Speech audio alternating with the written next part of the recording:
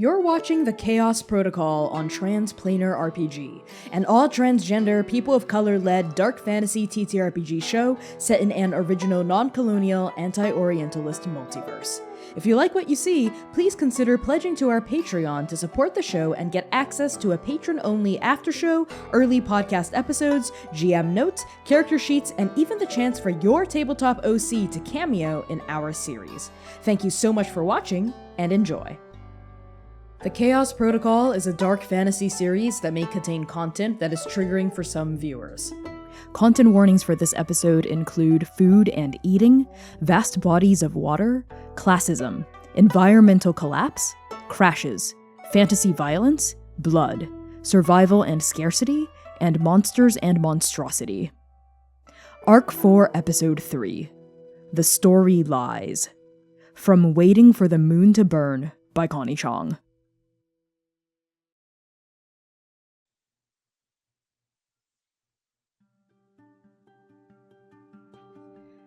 Before dawn, the waters of Kagayaku Ocean are glistening and calm, even as they playfully lap at the pink sand beaches of Hane Bay. The air is heavy with salt. The effusive northern wind lashes southward, spurring shining waves to break against the wooden docks and seaweed blooms of the harbor. Inside the employee dormitories, the matron's voice is loud and insistent and familiar, as always, as she rouses the miners from slumber, rapping her cane against the wooden frame of each shared room as she stalks down the halls. There is a shuddering of doors, a creaking of many bare feet against tatami. Rubbing sleep from their eyes and chatting in low tones, the miners pull on their loincloths and tie colorful tenugui around their foreheads. A breakfast of brown rice, grilled fish, and pickled vegetables is quickly and eagerly scarfed down. Within minutes, the cohort is out the doors, past the courtyard, and trotting down the winding slopes that lead toward Hane Cove. A silk-lined basket dangles from each of their waists, secured to their loincloths by a single length of braided twine. Inside the cove, the pink sand is cold and wet between their toes. Huddling against the rocks, the miners ready themselves for their work. They stretch and yawn, pulling the slumber out of their bodies. And then they approach the entryway, a sudden tumble of rock into a watery corridor. As per company policy, the senior miners go first, so they have top pick of the best veins. They are followed by the middle-ranking miners and finally the novices. One by one, the miners plunge into the icy waters of Kagayaku Ocean, heedless of the sudden chill that engulfs their bodies. As the miners swim, they tap the carbon fiber bracelets worn and woven around their wrists. A flexible neon panel beneath the twine lights up, making the miners look like they're carrying miniature stars through this darkened water. An air bubble rises from each bracelet, ballooning outward until its miner gently catches and guides it toward their face. The bubbles wrap around the noses, lips, and jaws of each miner, allowing them to breathe. Guided by the light of their nanobands, the pearl miners push deeper and deeper into the twisting coves of this cave. Outside, unbeknownst to them, the first rays of Kesseki's triple suns begins to breach the horizon, heralding the brief respite of day before a long and bitter night. From above, the wreck of the Apani Kestrel is a metallic black smear against an endless gray canvas. There is nothing to hear except the guttering roar of a broken engine. There is nothing to smell except the acrid tang of smoke, huge gouts of it venting into the dust-choked air. There is nothing to feel except the hard and parched earth against your shattered bodies. Xainan Esch. As you take your first trembling step back into your grave. Your boot lands against firm and even ground. On the ground, you see long cracks, spiderwebbing against the earth, ranging in width from hairline fissures the size of your finger to wide, hazardous trenches that could swallow a mortal whole. The dust is thin here. You can see for dozens of feet in all directions. No, hundreds of feet.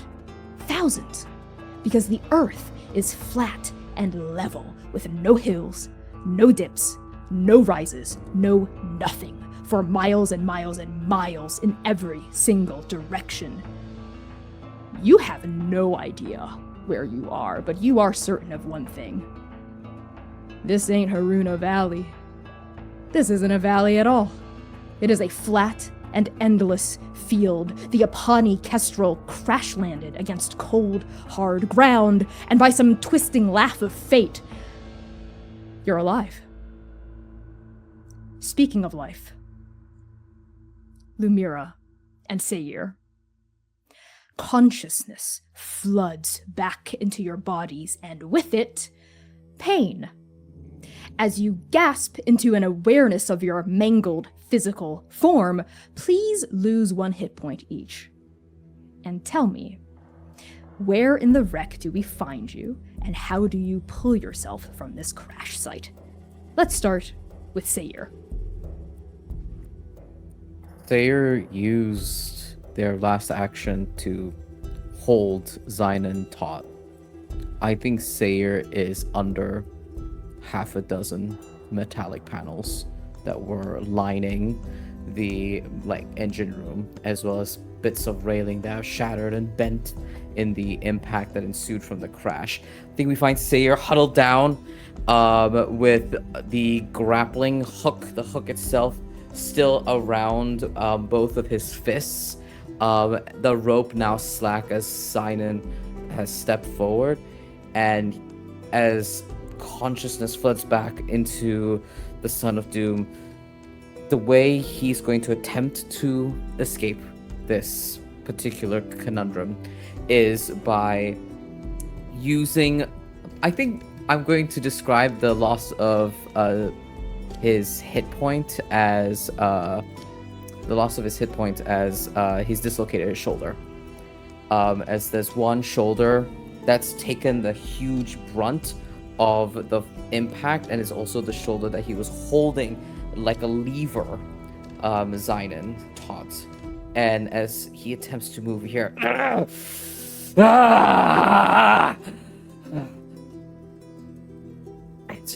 and realizing he can't push that shoulder anymore, uses his other arm to shove one of the panels up from over him, and he's just going to let himself tumble forward in the little space he creates.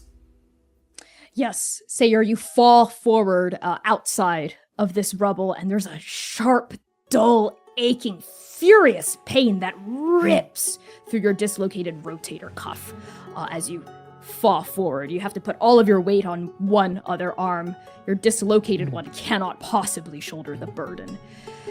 You can feel hot liquid trickling into your eyes. It's all the residue of sweat from being inside that hot, burning engine room. You breathe in very fine but sharp particulates of dust as you raise your eyes, blink through the sweat, and take in what's around you.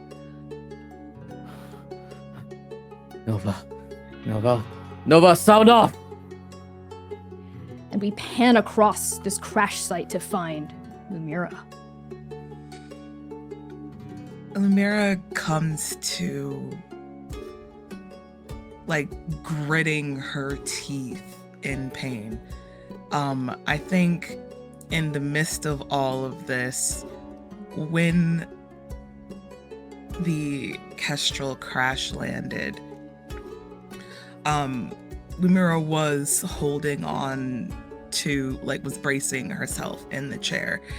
And I think she ended up somehow literally getting thrown from the chair across the bridge, and is stuck. She's trying to move, but there's this really deep, like, violent pain in her leg, and she looks down, and some way, shape, or form, some random piece of rebarb metal from the control panel she's now impaled on it, in a sense, through her leg. And it's once she finally like realized, like trying to figure out like why she is unable to move, and when she sees it, she's just like, shit, and like checks it around it very tenderly to see how deep it goes, if it's snatched on anything, if pulling out this piece of metal will do more good than harm. And she goes ahead and decides against it. And I think when you scream sound off, Nova, Lumièra screams as she just rips the piece right out of her thigh and just kind of tourniquets it. The pain that rips through you is almost indescribable. It's white hot, and for a second you have an out-of-body experience as you just rip this rebar from your leg, and you are moving on instinct, just pure base training as you're tourniqueting it. You can feel your own blood leaching out of this wound inside the flesh of your thigh, and you feel your vision swim in front of you. You are a finger's width away from unconsciousness from the shock of the pain of it.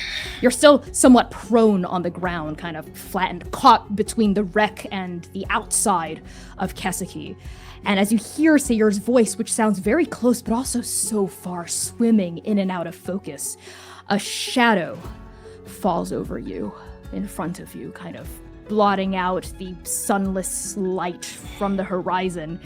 And as your hand continues to wrench against that wound and you look up, you see a figure with a hand outstretched in your direction as though telling you to take it, but you can't make out anything about this figure. They're just a shadow, a glitching shadow, a faceless shadow, an expressionless shadow, the edges blurring in and out of existence as though one moment they might be here, another they might be gone, a ghost caught in static. Do you take the Drifter's hand?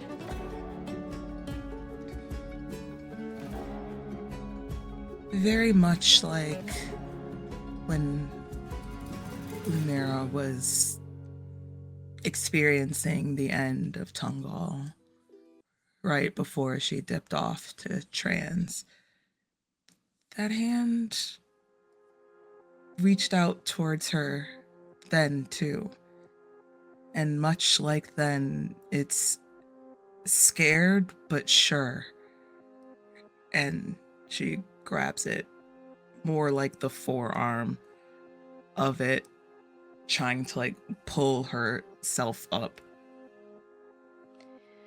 The hand feels like a memory made solid, and also a vision that hasn't happened yet. Something fuzzy and incorporeal about the edges, but also solid like a plate of shadow that has become. Lumièra, you hold onto the Drifter's hand, and whoever they are, they pull you up. You stagger to your feet, and before you're able to pull yourself to your full height, you see their glitching head haloed by a midnight sun, by the Seed of Annihilation, by the black hole in the sky behind them. And as soon as your eyes fall on that, your hand reaches through emptiness and the Drifter is gone.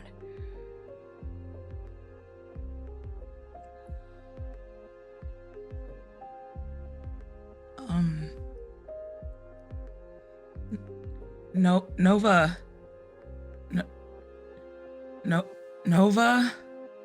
In the heartbeats after your scream, Seir yells out, hearing you from across a long distance, yet a short distance. Mira, I'm coming! Stay put!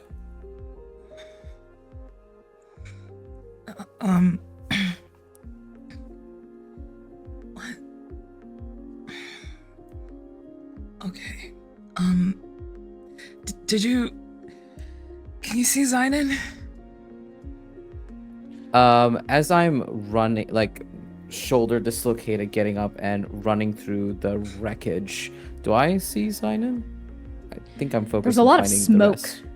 in the air right now. You're very close to where the smoke is the thickest, Seir, because the engine itself caught fire. There's a big gout of it just ballooning in these huge black clouds. It's stinging your eyes, making your sweat coagulate against the surface of your skin. Then you kind of stagger past a piece of twisted rebar and a big pylon of shattered glass. You broach through the smoke and you see Lumièra standing there wobbling slightly, a bandage wrapped around her leg that's now bleeding red on one side of the wreckage. And then both of you hear a shuffling of metal, a crackling of glass, and Yinghe crawls out of a pile of debris. They have somehow managed to unclip themselves from the safety straps in the bridge, and they clamber to their feet using a piece of broken and twisted iron to steady themselves.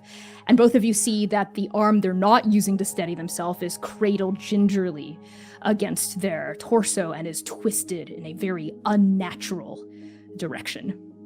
Yeah.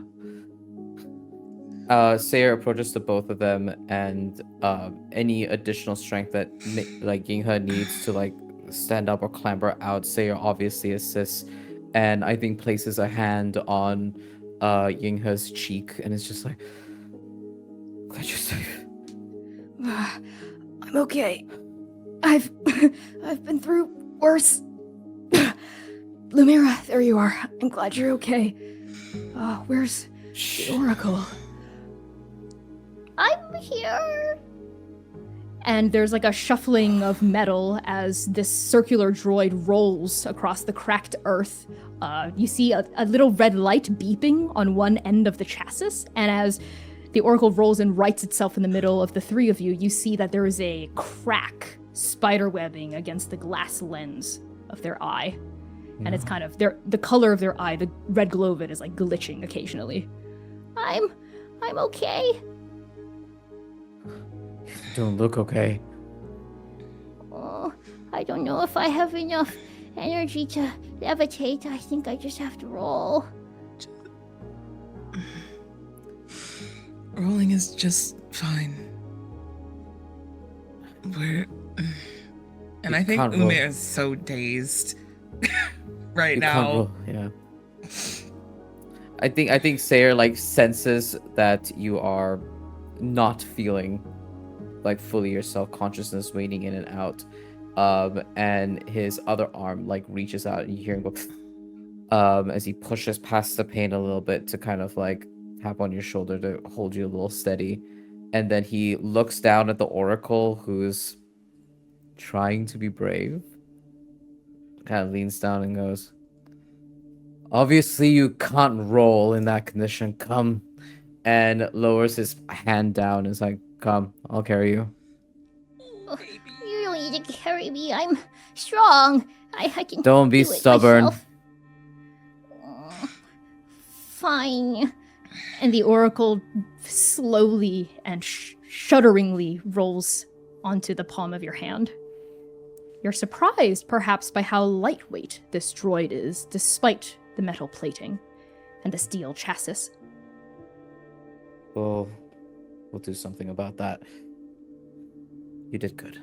And I will, unlike in Inferno, where Seir had shoved the Oracle violently into a pocket to silence it, Seir very gently just lowers his fingers so that the Oracle can just drop into his waistcoat pocket instead.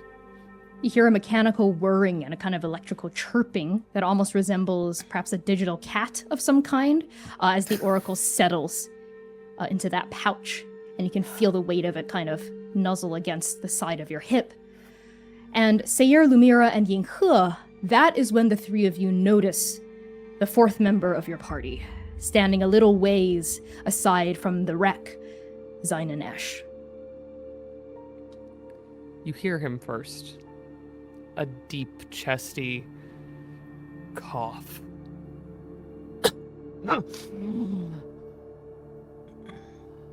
As he looks over this flat, unfamiliar part of a world that he's realizing more and more how little he's seen, as he stands in a place that looks nothing like the Lodestar steading. And he's holding himself relatively tall, but Lumièra, you know this man. You've seen what he looks like when he is hurt. Seir, you have seen him move the way that he prefers to move, agile, quiet.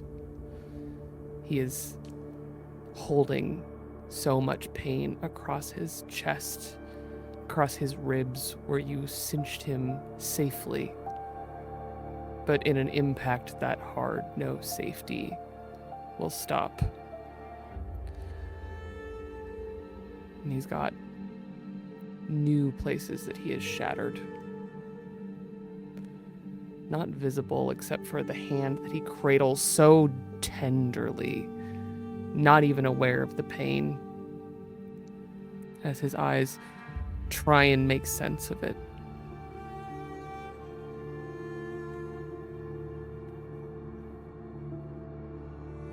Xainan, I'm glad you're okay. All of us survived. That's good, right? Nova. Yeah. Are you okay? Fine. Don't lie to me. I'm all right. His eyes, Xainan's eyes travel 1, 2, 3, 4, and he looks Seir over, spotting the orb that is somewhat visible. All right, we need food, we need water, we need shelter now. Supplies. I attack them.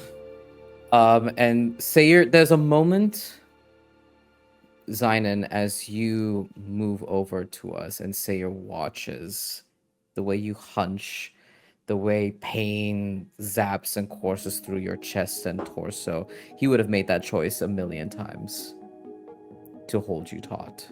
But there's a rippling of guilt. Inadequate again, and not enough again to protect you in this moment. He needs to do better and he needs to do more. And doing more means we need to have more. We need to have more. I will step up for you, Xainan. I will step up. And Seir kind of like looks to the rest of Nova. I'll head to the inventory. I tagged some, maybe some still survived in the wreck. And do what with your shoulder? What are you carrying? Who are you supporting? Nothing. Come here. And I think Lumièra is utterly frustrated right now. She hurts. Everyone is in pain. She's still kind of dazed. She's very confused. She knows Xainan's on edge. Just very little time for niceties right now. Hold your tongue. And she'll grab the back of your arm and your shoulder, pop it back into place. Yes. Lumièra, you are able to just brace. You know exactly how to relocate a dislocated shoulder, and you How many crack times have I that done right this back for the into both place. of them so far? Over and over and over and over. Thank you. Seir, your shoulder is relocated, but as soon as it pops back in, you don't get the usual sudden rush of relief that you would from simply righting a dislocated shoulder. There's even a sharper pain that suddenly cracks as Lumièra pushes it back in. There's something really wrong with your rotator cuff, Seir. It wasn't just a dislocated shoulder. You are still only at 2 HP. What's wrong? There's still some pain. Where do you feel it? Lumièra will tenderly kind of press her thumb into a couple of spots along the edge of where she knows the rotator cuff is at. Try to get a feel for it. Where would that pain be, Connie? What's wrong with my shoulder? What happened? Lumièra, you can tell pretty much immediately that there's some sort of torn ligament and tendon happening here. You're gonna need more than just physical therapy, essentially, to correct this. You're gonna need resources. Okay. So, Lumièra, one of your archetype features is the ability to heal your teammates. So you have access to first aid. So whenever someone loses a hit point, you can, if we're in combat, forfeit your next action and spend 3 provisions to immediately recover that hit point. Outside of combat, which is right now, you can spend 3 provisions at any time to recover 1 hit point.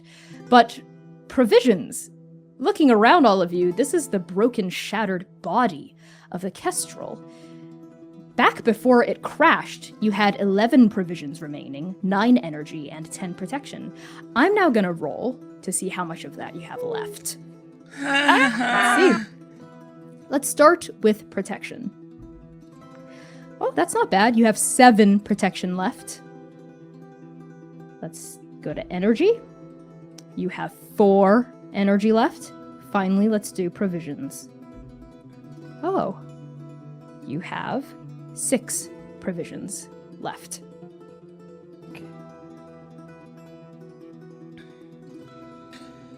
I think Go ahead. As the medicine was occurring, Xainan's eyes were already looking around. Getting a head count, seeing everyone accounted for was enough for him. He's not looking to heal right now. He's looking for food, water, and shelter.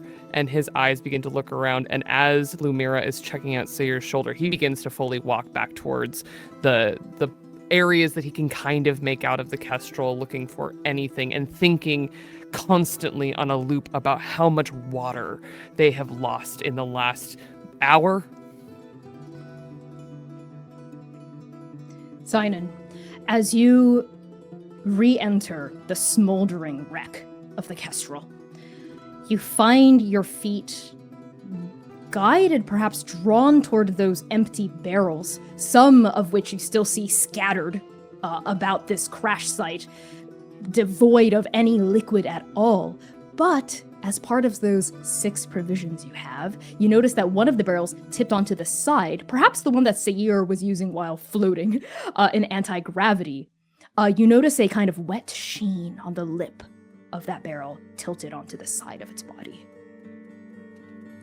He runs to it and immediately starts to kind of angle it, shake it to listen, and look for something to seal it if there's anything left. When you lift it up and shake it a little, you hear the most beautiful noise in the world. Sloshing. The sloshing of water. The sloshing of liquid. If you peer inside the barrel, you'll see that there's very little water left, but there is still some water left, maybe 1/10 of what used to be in here, enough for a mouthful of water for each of your teammates to sustain a day, maybe 2 at most. That gratitude isn't just to fortune. He remembers how they got on this ship. And even in his searching, he starts to wonder if Dom knew how much water was on this ship. Chances are good that man doesn't miss a single margin. And there's a little bit of gratitude sent that way too, as he seals up the mouthfuls. So are you sealing up the barrel itself, or are you trying to tilt out the water into smaller, portable containers? I think for now he's just going to seal it, but over time, as he's trying to gather provisions, if he finds something that seems better.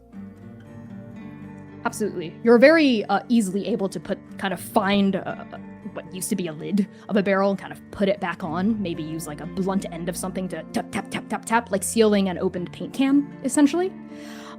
The kind of metallic ringing resonates throughout this crash site as we pan back toward Lumièra and Seir. Back in the direction of where the bridge used to be, the two of you notice Yinghe standing a couple of feet away from the two of you, still cradling their broken arm to the trunk of their body. And they're first looking up at the sky, staring at the singularity looming in the blank gray horizon. And even through the geomagnetic storms thrashing the upper atmosphere, even through the haze of filament that suffocates everything, even through the pain that's blurring your senses and addling your minds, the two of you can see it too. A black circle beyond the dust, above the horizon, millions of miles away, and yet too much, and yet much too close for comfort. It is haloed by a rim of seething white light, like an eclipse that never ends. It is the size of a coin, and its position never, ever, ever moves. And then the two of you notice Ying He look down and scan what's at eye level all around each of you. And then you notice their head kind of quirk to the side, and they lean forward, peering at something to the north, south, west, east. You have no idea what direction they're looking in. And then they say, guys, I think I see something.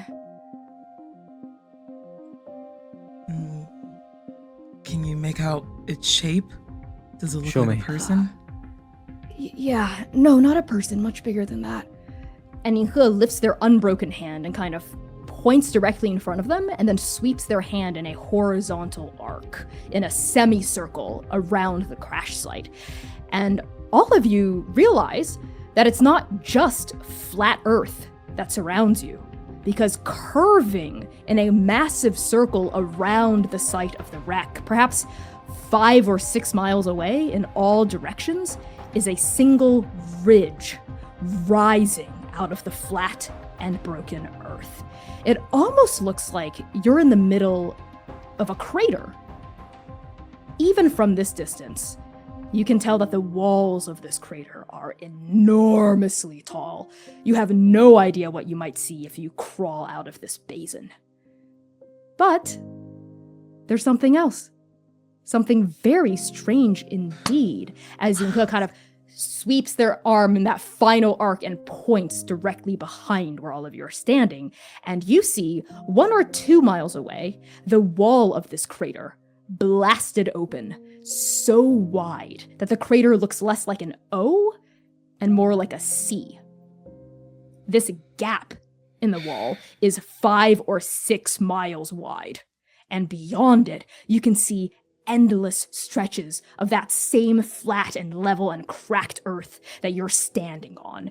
It's almost as though whatever caused this crater crash landed and then exploded outward in a single direction, pulverizing and flattening everything in its path. And in that pulverized direction, beyond the broken walls of the crater, all of you see something else in the distance that Ying He's finger stays pointed at. Maybe a mountain range? Maybe a mirage or a trick of the light? Whatever it is, it's very far away, hundreds of miles at least. So, as all of you are taking in this ghost of a planet, your party becomes our very first faction. Just like a bastion or a vehicle, a faction commands a resource pool of your own, of provisions, energy, and protection. You can add to your faction's resources by scavenging from the environment or seizing resources from a different faction, bastion, or vehicle. Remember, you can burn resources to increase the number of dice you roll on a skill check, and if you burn 3 resources of the same type, you can automatically succeed on a skill check. No rolls needed.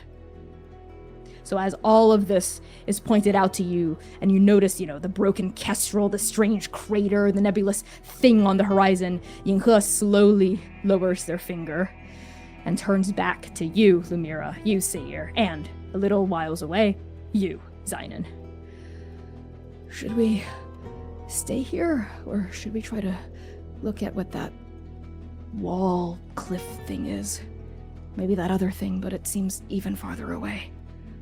Whatever was big enough to make that, I want no parts of. Lumièra's right. Yeah.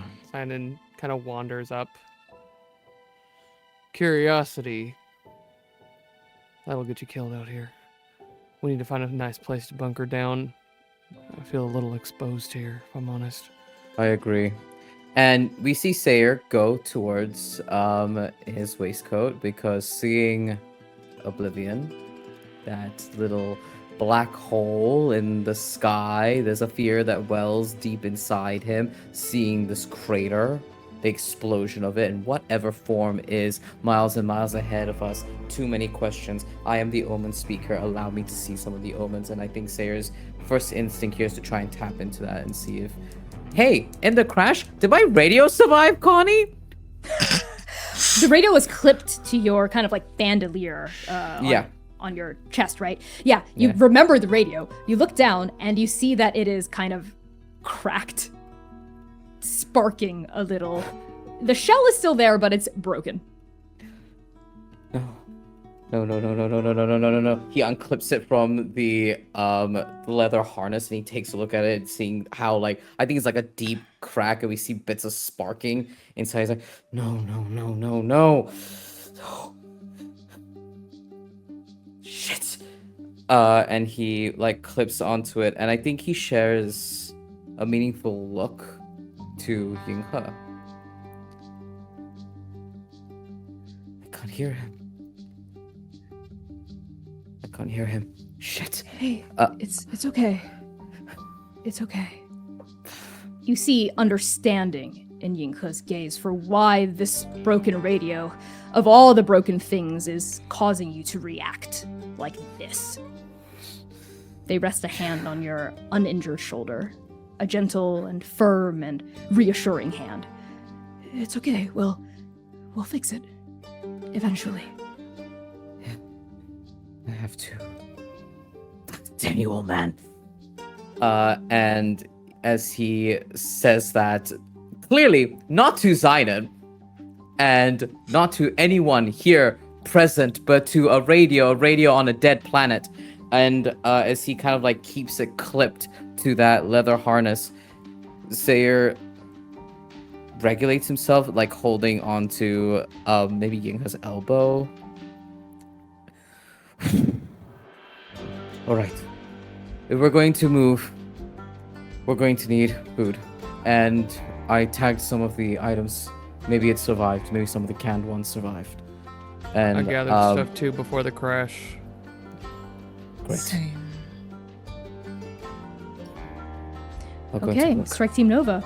You have 6 provisions that you can basically transfer from the Kestrel to your faction. So what specific things are you trying to take from the Kestrel? We already established one of these 6 provisions is some water. Anything else? Food, Connie. Okay. Lizard. Non-perishable food, Connie. Ration pouches. Yep, sure. Yeah. Ration pouches. Absolutely. You can find some that haven't been force-fed to the Oracle. Xainan went through all of the lockers and things before even speaking to Nova on this entire trip, trying to find like longer term, like hard rations, not stuff that they would even give to crew on a ship, but like, should you crash, here's like a day's worth of food, that kind of stuff. So like really unfun rations basically was the goal of his gathering before, like pouched, not even like water, but like hydration fluid. Yes. So you do have the ration pouches from the galley.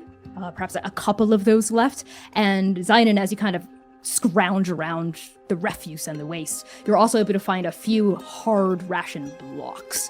They are not fun. They do not taste good. They're difficult to chew, but they last fucking forever. So we've got ration pouches, hard rations, a little bit of water. That's 3 out of 6 provisions. Are there any other specific resources we're trying to find? Medicine. I'm talking if we're talking legitimate specifics, we're looking for pain relievers, we're looking for antibiotics, we're looking for anti-inflammatories, anything that can help ease pain, reduce fevers, and help bodies naturally fight infections. Anything along the lines of that. Absolutely. So each of those things would be one provision. You can try to dedicate the rest of what you find, so 3 more provisions to just be medical supplies, if everyone else is okay with that. Yeah. Okay. I think Lumièra doesn't even if Lumièra doesn't even really look to the rest of them for that. She knows these 2 and immediately just starts bulking up on everything else, filling those last 3 slots without even asking. Perfect. So Strike Team Nova, you now have 6 provisions. Ration pouches, 3 medical supplies, a little bit of water, and hard rations. What's remaining in the Kestrel, I noted that there were 4 energy remaining. Essentially, this comes in the form of dribbling reactor fluid that's just kind of like leaking everywhere, as well as kind of still glowing and sparking bulbs. So like light sources, a little bit of electricity remaining in them. The broken radio also counts as 1. There's technically batteries in there. Great. Okay. Okay. We're all typing in the sheet at the exact same time. Okay, so we got the broken radio. This is a Valiant Dorian question, because I am not an electricity man. I don't suppose there is any way we can use, like, because if we're going to leave the Kestrel, and this is to like the table, like if we're going to leave the Kestrel, is there any possibility that we're able to use, transfer any of this energy resource with us? I mean, Xainan doesn't seem worried as he's collecting anything that isn't nailed down. You do not see him have much regard for can we? It's we will and we'll figure it out. Okay, heard. Cool. So you can try to like collect the dribbling reactor fluid, what's left of it. None of you are engineers or chemists necessarily. Lumièra might have dabbled in these fields of study a little bit, but you can tell that this... Yeah, it's basically like a liquid energy source, but it needs a catalyst. You can't just kind of pour it into an empty battery socket. I know lots about There's fire. Also, there's no planet where Xainan doesn't know how to like basically siphon gasoline in the world that he is from. So, okay, he's like, I can figure this out. I can say you can very easily find kind of improvised pouches. That's very easy. If you want to carry a mass amount of things, I might ask you to roll for it, but based on what number of resources there are, you can easily take these with you. So are you taking all of what's left of the reactor fluid that you can scavenge as well? Yeah. Okay. Yeah. Then you, Strike Team Nova, you have 4 energy in the form of a broken radio with batteries and some reactor fluid. There is 7 protection left on the Kestrel, which means as you look up, you see that the 2 ship cannons, what the Oracle had identified as Erosion 350 MEV Zeta autocannons, each the size of like 2 huge muscular people lined up shoulder to shoulder, they're still intact. They're still mounted above what used to be the wings of the Kestrel. And you also see a particle turret, maybe the size of half of a tank, like kind of cracked against the ground, but also primarily intact. However, these are really huge. These guns are massive. So do you leave the guns behind, or do you try to break them down, or perhaps look for loose bullets or ammunition? Loose bullets or ammunition makes I'm leaning the towards most ammo. sense. Much like the energy, if it's not nailed down and not unreasonable for Xainan to try and take it apart, take it with him, use the ammo, use any hardware, screws, anything inside of these, he is at them. Yeah. Yes, Seir's aligned on that. Just even if we can like break it down to raw materials, especially like screws and stuff like that, because I need to fix this radio pronto. I think absolutely. In the midst of all that, Lumièra kind of limps over to Yinghe and gently holds her hands out in front of her to look at Yinghe's hand.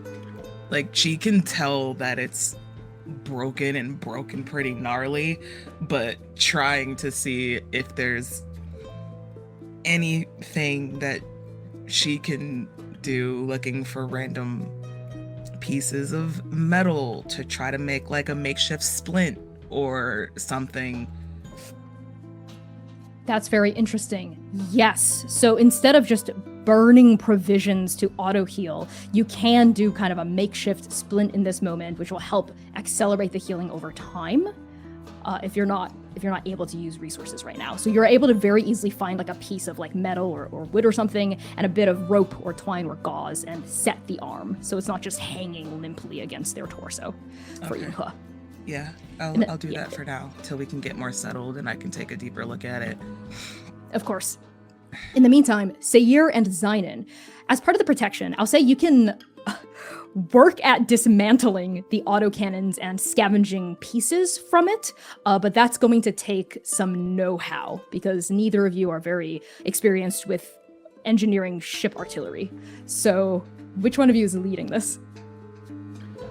Unless Seir shows initiative on it, Xainan, anytime he finds anything, Seir would. Yeah. Seir typically would and jumps at the chance to dismantle things, but Seir meaningfully and patiently steps aside and watches how you move, Xainan. He defers to you. And if Xainan were looking, if Xainan were not looking through you again, Seir, he would see that, but he is singular. He is focused. It is if he is on rails. Actually, since we've started scouting the Kestrel for parts, he's barely looked at anybody since Lumièra was fixing your shoulder. He is completely singularly focused on gathering supplies and leaving this place. That I understand. Okay. Seir waits patiently. Xainan, how do you try to dismantle these cannons and this turret and look for scavengeable materials? He starts by just like pulling off panels, access panels, things like that. But once he gets into the meat of them, his tack is like, what can I unplug? What can I disconnect? With a little bit of like, hopefully this doesn't shock me, and like testing things to make sure they're not live that might directly harm him. But it is inelegant, to say the least. Okay. I think in order to whittle down your protection resource into something carryable, I'm going to set the threshold to desperate. And it's going to be a survival check. So you're going to need 3 successes. You do not have a situational advantage. Seir, are you helping Xainan? Yeah, you are actively helping. So yes, Seir is helping you. Are you harnessing a relevant tool or power, Xainan? I think yes, but it is not a conscious choice as he begins to dismantle this. He has done this 1,000 times, and we see Xainan, this iterating, this single-mindedness, the ghost of the lodestar steading, scavenging in desperation. He is in 2 places. He is in a memory, and here, as the ghost inside of him is also doing this. I will give that to you, but I will also tell you, Xainan, that the ghost of Lodestar Steading was violent and desperate. So that is how you will go about dismantling this if you are invoking that power. So roll me 4d20. We're looking for 3 successes against your survival score, which is a 12. Also, I have an ability, Scavenger. For each resource I collect, it counts as 2. But specifically for this, when you make a skill check to forage, craft, or navigate, roll dominant. That means every 1 success counts as 2. That's very good. So you only need 2 successes for this to succeed. Go for it. And survival? Yes. Oh, we just made it, fam. It is a natural 1 and then a 12, which is my survival score. God bless. Yep, okay. You barely got it. Perfect. This means that with Seir's help, you kind of rip these turrets and these cannons apart.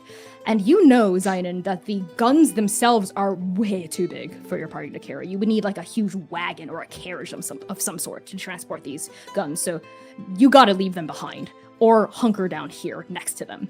However, you do manage to scrounge up some ammunition.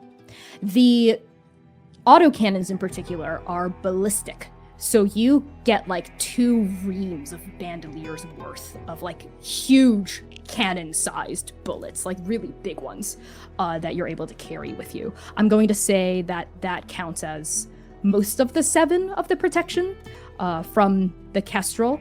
You also have, just like you wanted to, collected random broken pieces from the ship that you could fashion into weapons or armor, or you could use for other things. So I'm going to say that's the other half of the protection. Because you're leaving the guns themselves behind, which is the bulk of the protection, I would say the base of what you scavenge would be 3, but you double it, so it's 6. You get 6 protection. I'm going to just put down large bullets, random ship pieces. Great. And as Xainan is doing this, there is almost anger at the resistance that this device gives him as he pulls at it, and he should be in pain. And so as he's doing this, you can see the burns from the engine coolant vent have gone through his glove, and still he pulls at this device like he is disconnected from his own body. Hey, come. And like Seir doesn't try to interrupt you, but like any point that he is able to be a lever, to be able to give you additional stability, that's what he's doing. But his eyes consistently trail over the burning through of your gloves, the pain that echoes through your torso and chest, and notes it and tries harder. And with that, Strike Team Nova, you have scavenged and foraged everything you can scavenge and forage from the Kestrel. When you're done, all of your supplies are, I think, piled in like a central area, and anything that's carryable is on your person. All that's really left is that big barrel full of water, and you have essentially managed to find improvised pouches for each party member. So you can ration and portion the water out between each of you, or put them all on one person, up to your party. Approaching it, Xainan, before even uncorking it, stops and looks at everyone. This might be it. What's in this barrel? We're gonna have to make do until we find, honestly, a fucking miracle. So, however we choose to carry this, this is the most valuable thing we have.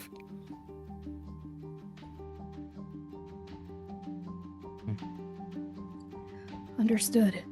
I think it would probably be smartest if we split it up among the 4 of us. You know, so we each had our own supply of it, in case we got separated or had to go off and split off for some reason. And in the case of anything happening to one of the pouches, we don't know what's out there. That's right.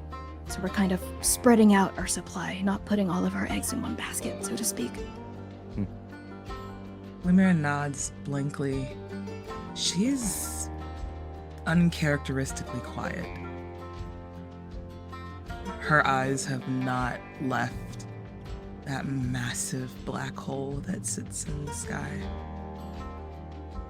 And I think if you actually were looking at her, when she was tending to your wound, Seir, her eyes were typical, the frantic, trying to assess all over the place, everywhere at once. But you notice right now, the only time her eyes are still is when she's looking at that.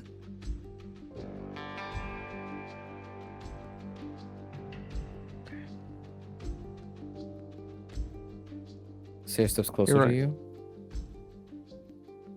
Meaningfully, doesn't say anything.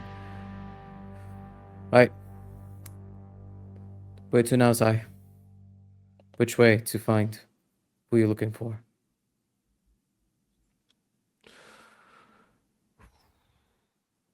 Xainan looks around. He has no idea where we are. And you can see it in his eyes when he's trying to make a decision, when we've landed on a new plane, when we've gone just about anywhere. Trying to make a plan instead of having a plan, they are very different things. And he's trying to make a plan before your eyes.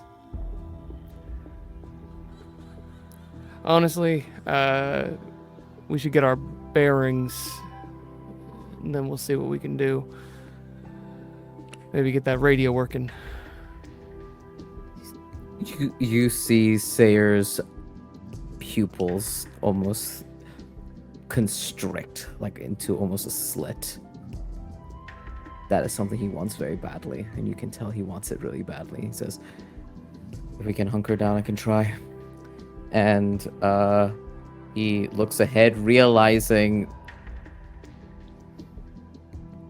perhaps we are a little more in danger than he had previously thought. And that unsettles him. That makes him terrified. But this is not the time to be terrified. I will close that door, and instead I will step forward close by to Lumièra and point out to the rest of Nova once again all of these like key features that Yinghe has already looked through. There are too many unknowns, and I think Seir is going to posture that we find a way to find our bearings, but in a way where we can inform ourselves on what the hell is going on here. But I don't want to go too close to whatever that is, or whatever could have possibly made that, I don't fucking know, explosion. We go the opposite way. Okay, so away from the Curiosity is- mountain thing. Yeah. Yeah. Right, toward the ridge then? Yeah. Towards the ridge. Higher Okay, ground. That sounds good. Maybe I can see more. All right. Let's try to climb it. And Xainan, I think, finally clocks that Lumièra has been quiet. We're making a plan, and she usually has something. Lumièra, you with us? And it takes a second before she answers you. And she shakes herself from it, blinking double, triple time. Yeah. I'm here. I'm with us. All right. Come on. Yinghe is the one who presses the water pouch into your hands, Lumièra, wordlessly. And just like the reassuring hand they left on Seir's shoulder, they leave a reassuring squeeze against your fingers as you take your improvised water skin. And with that, Nova, you begin to set out away from the site of the smoldering kestrel toward the ridges that are much closer to you than whatever that strange mountain range in the distance is. And as you walk and trek closer to those ridges, you start to notice more details emerge from the landscape around you. This cracked earth, as you walk closer and closer to the edge of the crater, seems to contain a fine filament of white particulates all over you, like a dusting of snow almost, but it is certainly not snow. And occasionally these filaments cluster in these large, irregular formations about knee-high. Do any of you examine them any closer as you approach the ridge? Fuck yes. Okay. Yeah, how are you examining them? Do you touch them, or do you just, like, squint at them closer? I mean, Xaian's going to start by looking at them. Okay. Anything that he can't discern quickly, he does look through his rifle. Through his rifle. Sure. So they're immobile. They're definitely inorganic, based on what you can tell. They're not alive. There's no pulsating or anything. Well, as far as you can tell. And as you squint closer at these formations, you notice almost like they're crystalline in a way. They seem to glimmer a little underneath the light. And each of these little particulates is almost diamond-shaped, but irregularly. They all kind of come together to make these formations. You ever seen something like this, Zai? And I think Seir, like, he doesn't pick it up, but like a tracker, he has his like hand hovering above like the sand and this like dusty particulates, and is looking at it. See anything like this? Debris, waste from a creature. Connie, have you seen anything like this before? So there is something vaguely familiar about it. It seems to be ringing some sort of bell, but the name of it, or whatever it is escaping you. You would have to touch it or interact with it to learn more. This is all you can get from looking at it. And as Strike Nova pauses or maybe slows down to look at these particulates, Yinghe kind of lets out a soft gasp and goes, Nova, there's something over there. And they're pointing, perhaps 24 feet away, at a crack in the ground. One of the larger cracks in the ground, perhaps the width of an entire person, just lying flat from head to toe. And there's something emerging from the crack in the ground. It's a piece of tall, straight, uninterrupted wood. Just a piece of wood shooting up, almost like the trunk of a tree, but it's much too cylindrical, much too straight and uniform to be an actual tree. There are no gnarled knots or anything like that. And the top of it is splintered, like it's been cracked in two. And you see the top half of it lying on the ground, a broken piece of it. Just more of that cylindrical wood.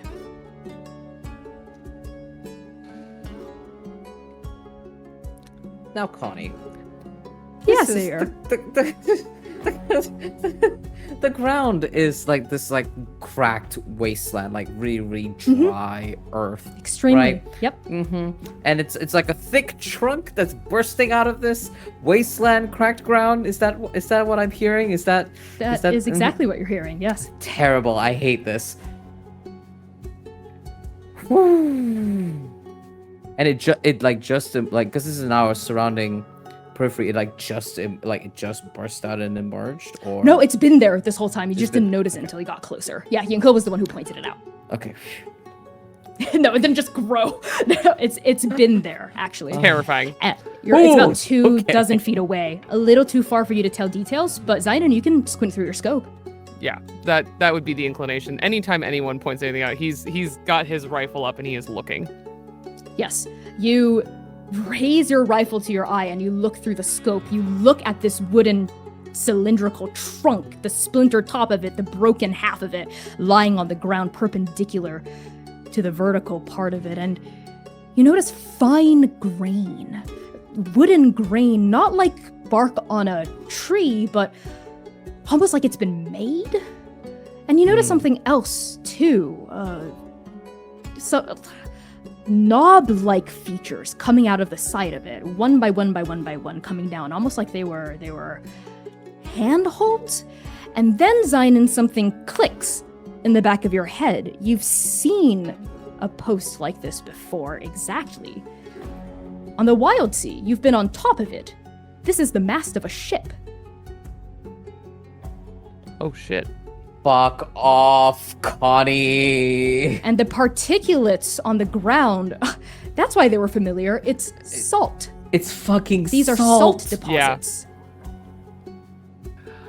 Xainan, looking through the scope, just goes, fuck.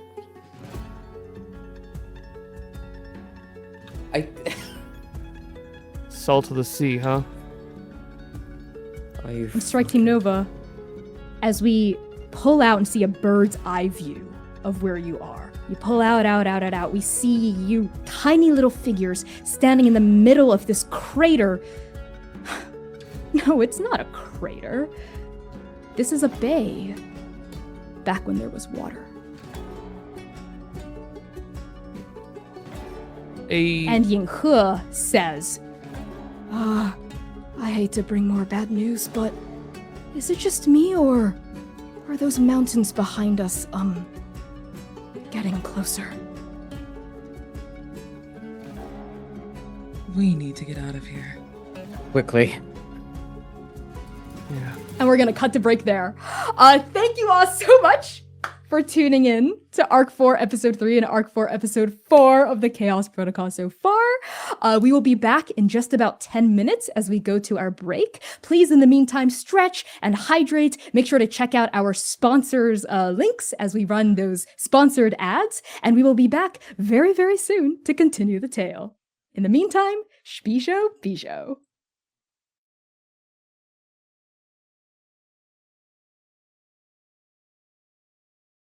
Howdy, Transplay nerds! It is, once again, Sponsor Connie time. Arc 4 is proudly sponsored by Hero Forge, a website where you can design and print your very own custom miniatures. But you already knew that, didn't you? Because the spectacular Hero Forge has sponsored us every single arc so far. We've stuck together through all sorts of exciting updates, like Hero Forge Pro, statuettes, color-printed plastic, premium plastic, but now, it's time. It's time for one of the most exciting Hero Forge updates ever. Custom dice. Hero Forge is now offering 3D printed custom dice, where you can put literally anything into the clear material of the die. Each die is printed in the same layers as the item or character bust inside of it, resulting in a solid, perfectly weighted chunk of math rock. You decide the size, color, and shape of your die, the size and color of the numbers on top, and, of course, what the die contains. Put a frog in it. Don't die-lay. Visit bit.ly/transforge to design your very own custom miniature or custom dice today. Hello, Transplay nerds! You know what time it is. Sponsor Connie time. For Arc 4, we're collaborating with the Working Families Party, who are building a multiracial coalition of working class people to make our communities a better place to live for everyone. You might be thinking, why does a political party care about a queer tabletop show? As it turns out, the Working Families Party believes in the power of fandom to effect positive political change in the real world. So do we. As a Transplay nerd, you're no stranger to just how political our show can be and how our stories are never just fiction. In fact, let's take an action together right now by signing a petition by the Working Families Party to break up big media companies. This cause means a lot to us personally, as indie actual play performers fighting censorship, telling authentic stories, and resisting authoritarianism. Go to bit.ly/WFPtrans and add your name to the list. By signing this petition, you will join the Working Families Party's mailing list and receive opportunities to help them organize, educate, and fundraise. So let's build a better future together.